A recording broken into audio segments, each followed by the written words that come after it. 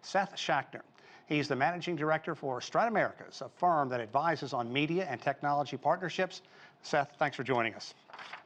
Good to be here, Sean. Great to be with you. Let's take a look at Amazon's earnings report from today. The stock simply getting hammered, especially obviously in after-hours trading. Yeah, I mean, look, Amazon is obviously a behemoth in its own right, and I think a lot of the things you're seeing, at least in the earnings report today, just reflect broader industry trends in general. I mean, we pulling through a pandemic right now, so I think some of us call it a pandemic hangover, hangover, if you will, that kind of artificially inflated people's results, and certainly Amazon was a beneficiary of that. And I think we're now seeing people going back to traditional retail stores and retail shopping, and there's a bit of a downturn there. And then just a lot of classic macroeconomic factors. If we were sitting in a macro class right now, I think a lot of those things are touching this, from labor shortages to supply chain issues to high costs in general. So I'm personally pretty bullish on Amazon, and still think that they've got such a tremendous relationship with their customers. Right. That's going to be hard to shake around convenience.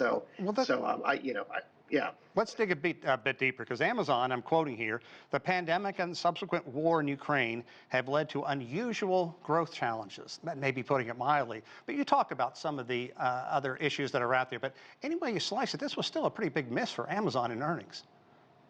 Yeah, for sure. I mean, look, the tech sector, putting aside Facebook's kind of interesting results, I think in general you're starting to, Netflix has had some of these same challenges as well, and there's a lot of competitive factors, supply side factors. So yeah, no, absolutely, it was a very tough quarter for them.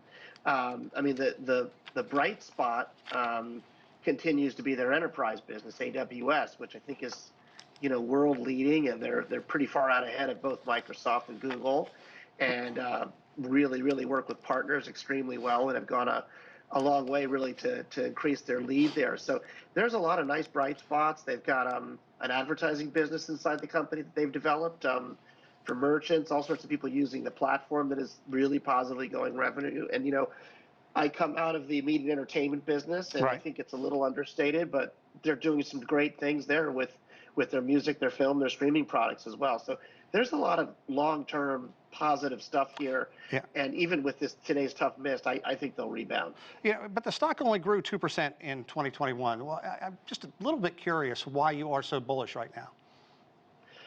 I mean, I just see this company as probably one of the most fundamental pieces of the retail environment for the future. I don't mean physical retail, but Right. they've built out such an enormously trustful relationship with their customers, Prime being a part of it. And it is so convenient, whether you're getting, toothpaste or a book, to use that service. And so it's not a monopoly, but I think that is going to be with us for, frankly, forever, or for the long term. And I see them doing wonderful things on the enterprise side of the business. So it's a tough period of time, but I know them. This is a very, disciplined company. I think they'll pull through. Indeed. And let's talk about the union efforts as well. A second site for Amazon, this one in Staten Island, New York, is voting whether or not to form a labor union. Let's say it does, for argument's sake. Now it has 2 sorting centers unionized. What does this mean for the company's bottom line, and will these other centers take notice? It's a pretty serious issue, and it's a tough one, and I think it's tough on both sides, to be honest with you. I think, to be fair, I don't, I'm not a wage expert, but I think they pay twice the minimum wage, and I don't think they're viewed as really cheap, if you will, on the wage side compared to others. I think it's not considered to be the easiest place to work, and there's a lot of strict rules and regimens they have, and you've seen all this. This is not new either. There's been pieces in the New York Times for the last 5 or 6 years over it. So I think that's fair, but I also think that it'll be a tough issue to resolve. I mean, they're clearly opposed to it, and Right. Union organizing efforts are also tough things. Not just in the micro piece of Microsoft of Amazon, but just broadly nationally. So I think that's a real tough one, and I don't know if that's precedential or just going to be a one-off or two-off in Staten Island and New York. We'll have to see.